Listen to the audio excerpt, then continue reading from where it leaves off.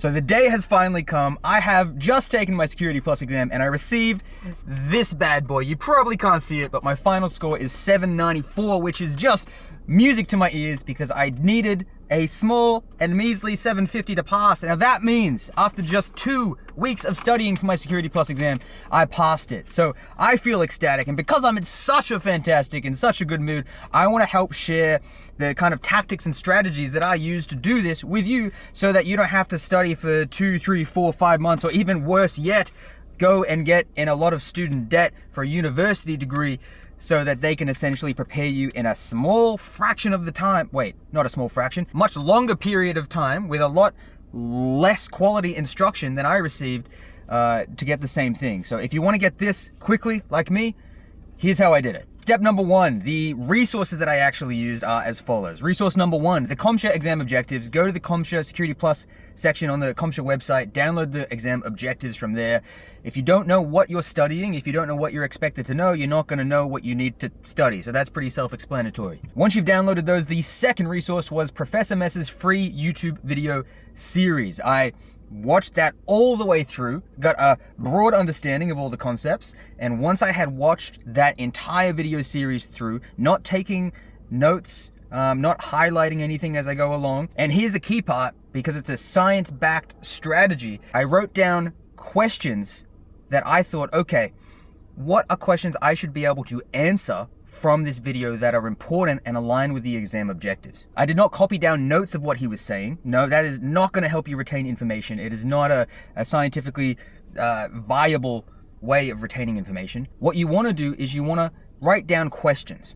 And that way, after you watch the videos, maybe the next day, you can come back, look at those questions, and actually try to answer them. Because what you're doing then is you're pulling that information out from the depths of your brain and seeing if it's still there. And the more frequently you can pull it out from your brain and look at it and see, hey, I know this, I'm doing pretty good, the more you're going to be able to retain that. And the more better, the more quickly you'll be able to actually pull it out when you need it. So I watched Professor Mess's course and I took down notes in the form of questions. The next thing I did is I went through that document of questions and I made sure that I could answer at least most of those questions. Once I knew I could do this, I knew I was pretty well rounded in terms of my understanding of the exam objectives and the content covered in his course. The third thing I did was practice exams, specifically 3 different practice exams. The first one was Professor Mess's, the second one was Jason Dion's practice exams on Udemy, and the third one was some other course which honestly I wouldn't recommend. It was in broken English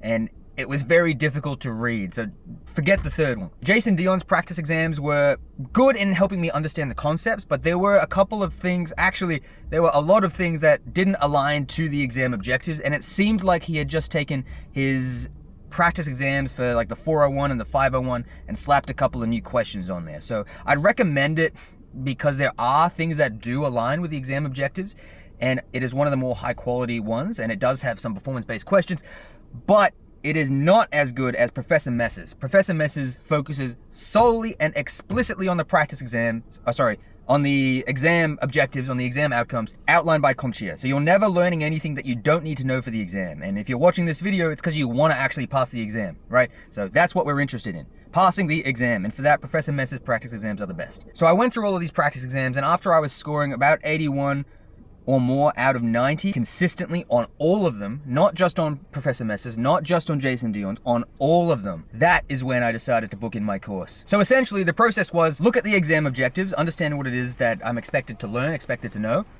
Step 2, watch Professor Mess's course while taking down notes in the form of questions. Step 3, do practice exams to fill in any, additional holes or gaps in your knowledge. Step 4, once you're answering those questions, those practice exams and getting 81 or more questions correct out of 90, then consistently on all of them, then you're ready for your exam. That's what I did. That's how I prepared for my Security Plus in just 2 weeks. It is worth noting that I did my A+ first and then I did my Network Plus, and the knowledge that I got from both of these really helped me for the Security Plus exam, and is probably why I scored so highly, because there's a lot of crossover between the exams and the things you're expected to know. So I would say do your A+, do your Network Plus, and then do your Security Plus, at least if you have zero IT experience like me and you're just getting into the field. There are things that you need to know to do the Security Plus that aren't necessarily outlined in the objectives. For example, you do need to know your port numbers. It might ask you to do access control lists, but in order to do what it's asking you, you need to know like what port is SSH on, what port is Telnet on, what port is any port on, what protocols are on what ports, why are they good, why are they bad. It's not directly outlined in the exam objectives, but it's expected that you know that, because you need to know that from your Network Plus to be able to perform things like application hardening, server hardening, things like that. It's just implied knowledge. So make sure you've done your Network Plus first if you have no IT experience. That's my final tip. If you want to see some more breakdowns of maybe the resources that I use, specific study tips, things that I've done actually to help me mentally retain information instead of just writing down notes and scrambling and hoping for the best.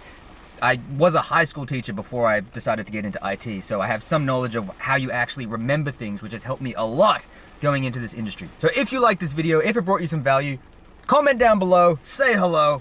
I'll try to reply to the best of my ability, maybe with a funny joke, who knows, if you're lucky. If enough people do that, maybe I'll do some breakdowns of how I did what and when I did what and how you can do the same thing that I did. And if you're trying to get into tech, at least we can have a chat, because we're both trying to do the same thing. All right, I'll let you go. Have a good day. I miss you guys. Bye. See you next time.